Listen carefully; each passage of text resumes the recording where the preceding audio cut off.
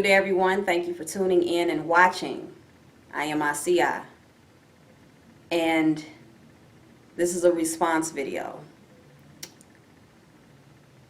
I have been getting people who are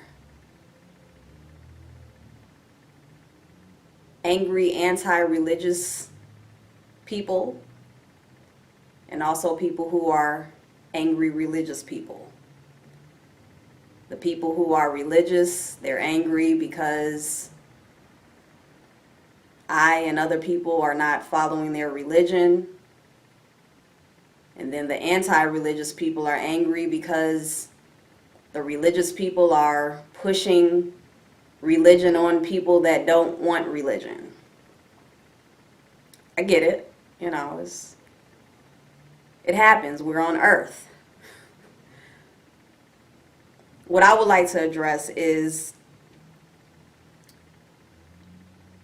a question / constant complaint that has been brought to me many times, which is why people are still waiting on Jesus to come and save them. Why people believe in Jesus, and this is coming from the anti-religious people. Some of these anti-religious people are angry because they were brought up to believe in some type of religion and deity, and they got to a point in their lives to where they felt like it was all a hoax, it was all a bunch of nonsense, and they went from being religious to being completely against religion and making it a point to tear down all of the religious people out there. I get it. Me personally, I have learned to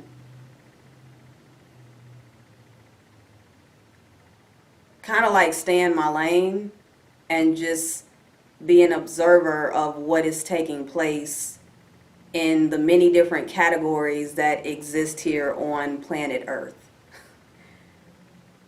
When it comes to the people that have been raised in religions and believe what they believe, those who have come to a point to where they've chosen to be a part of a religion and believe what they believe, I personally don't have anything against any of it, because I understand that it all has a place. In response to this hot topic question of why people believe that Jesus is their Savior and why people are still waiting on Jesus to come and save them, what I feel and what I've learned based on my own individual research of human nature, the reason that people are still waiting on Jesus and believe that Jesus is coming to save them is because he hasn't shown up yet. I believe that, and I feel that when it comes to anything that we as human beings desire, anything that we are told is good or told is something that is better than the level that we can perceive at that particular time in our life, we naturally have a strong wanting of that. And if you were taught that you need to be saved by anything or anyone, then you feel as if that you are lesser than whatever the entity, deity, person, whatever that is able to save you. So you're naturally going to have a taste for and desire that thing, that person, that idol, that entity. And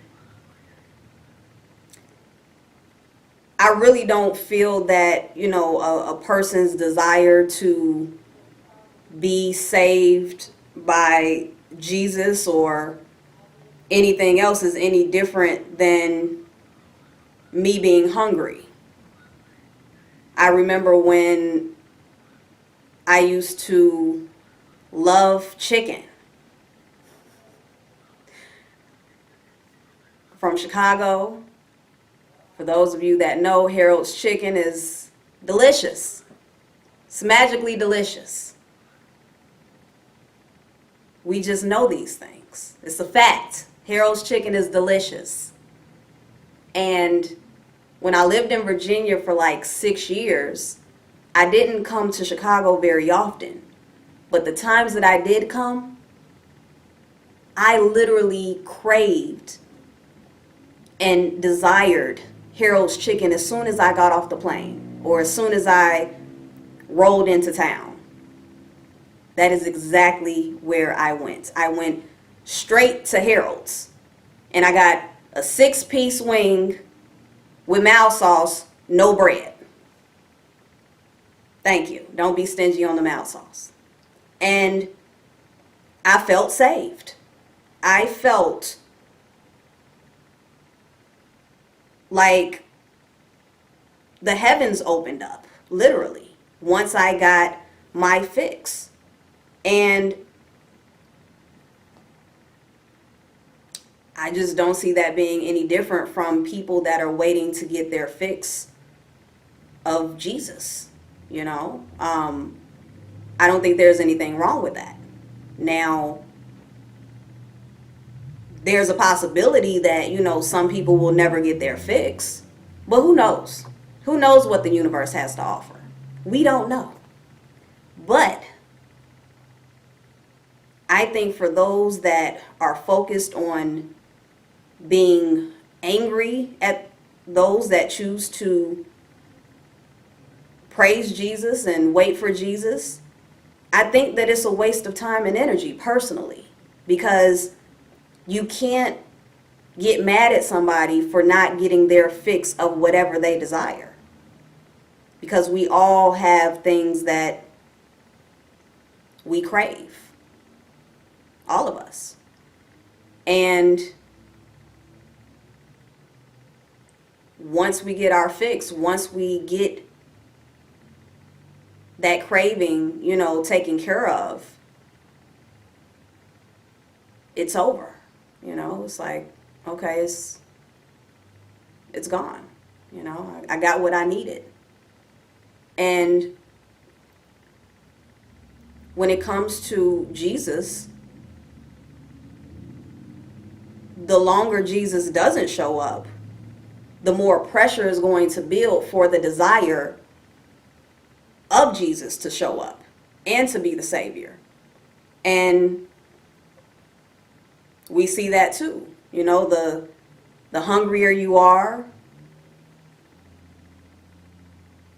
the more the desire builds inside of you to get whatever your favorite meal is. And it's okay. It's the same thing with sex. A lot of people know that when you first connect with someone who you're really attracted to, you can feel inside of you that you really want to have sex with that person. You really want to connect with that person on the deepest, most intimate level that you can.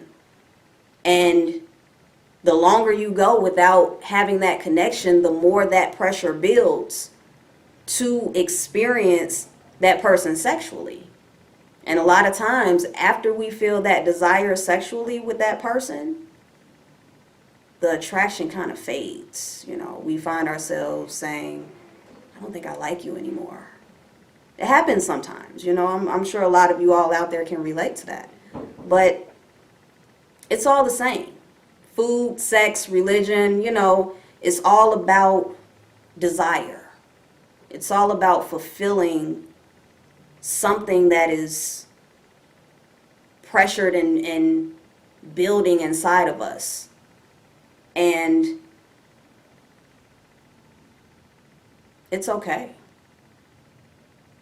No matter what side you're on. If you're, you know, the person who believes in Jesus and, you know, preaches the word and shares all of the wonderful things that Jesus did and helps people, you know, whatever the case may be. I mean, it's billions of people on this planet. You know, it's so many ideas, belief systems, you know, so many perspectives. There's so much going on. It's kind of hard to keep track of what everyone else is doing, but whatever it is that you're doing, whatever you choose to do, whatever you gravitate towards, just allow yourself to be that. Allow yourself to be the Jesus believer if you are that. Allow yourself to be the anti-religious person if that's what you desire. But if it's hurting you, if it's causing you to feel as if you're missing something, or if it's causing resistance in your body, I feel that that's the best thing to pay attention to. Because if you're doing something that's constantly making you feel as if you're not moving forward, then that's something to think about. You know, I know that there are a lot of people who may be anti something or pro something, and they're still not getting the fulfillment that they desire within their body. So it could be that you may be a anti-religious person, and your true path, your true lane of fulfillment may not have anything to do with religion or being against religion. It could be that you just need to release something and you need to step into another category to where you can express your energy in a more productive and positive way, as opposed to being angry or mad at the people that are over here being pro-religious and enjoying what they're doing. You know, there are a lot of people who enjoy what they do and they're very religious, and they're entitled to that. They're entitled to be that and to do that. And if you're not finding happiness and joy in being an anti-religious person, then it might be something that you want to really think about and take some time to reflect on, to see if, hey, is this really my lane? Focusing on the religious people and being against them and tearing them down and being mad at them? Or is it really something else that is much more important to me? I don't know. Only you know that. I had some Jehovah's Witnesses come to my house the other day. And, you know, they wanted to share with me a place where I can find comfort in these distressing times that we're in. And I respectfully said, no, thank you. But I didn't feel any type of way. I didn't feel mad at them. I didn't feel that they were wrong or doing anything that was negative, because they may go to the person's house down the street who may really need them. It could be somebody down the street who's thinking about committing suicide because they feel that they're in distressing times. And the Jehovah's Witnesses will ring their doorbell and knock on the door, and those same two Jehovah's Witnesses could save a life. Like, for real. Like, they could really be right on time for somebody down the street who may be feeling like, I'm living in distressing times. And it's not to say that they would become a Jehovah's Witness, but I'm pretty sure the Jehovah's Witnesses would talk to them for a long time and have really great things to say to give them some type of positive outlook and maybe even distract them from wanting to commit suicide or hurt themselves. You never know. But for me, I just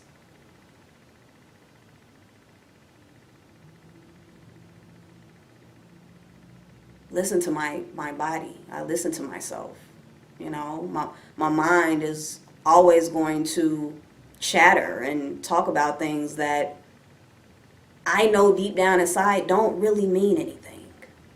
But it's my body that lets me know the truth. My inner authority, my inner being. I can feel myself connected to something bigger than myself.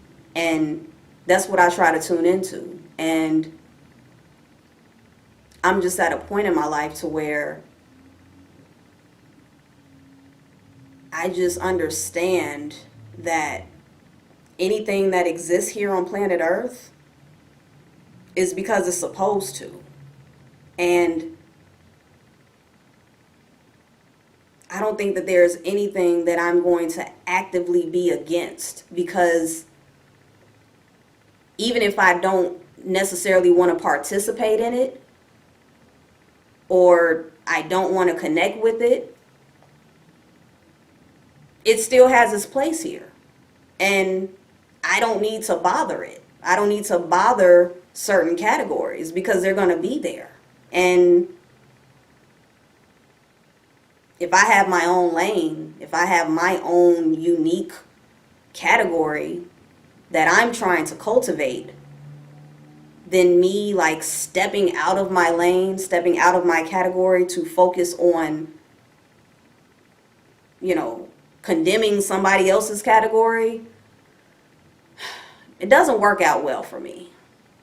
It doesn't. So, I'm just at a point to where I appreciate variety, uniqueness, individuality, and all of the different puzzle pieces that make up the totality of what we call Earth, the human race, all of these things that are here, on this planet. And I just wanted to share my thoughts, since people have this idea that because I'm non-religious and I don't talk about believing in things, and it makes people think that I'm anti-religious, or that I'm against religious people, and I'm not. I'm not at all. Like, I just don't mess with that. I let people do them, and I do me. It saves me energy, saves me time. It just, it allows me to keep my peace and my satisfaction and focus on what matters to me and what I truly care about. And I'm not interested in stirring up trouble and adding on to people's anger and things like that, So, I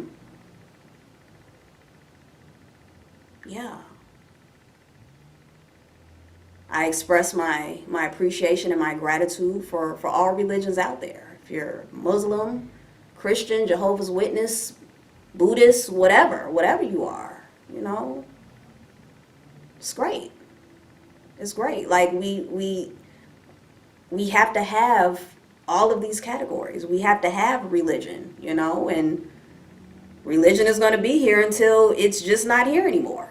Like, everything has a beginning and everything has an end.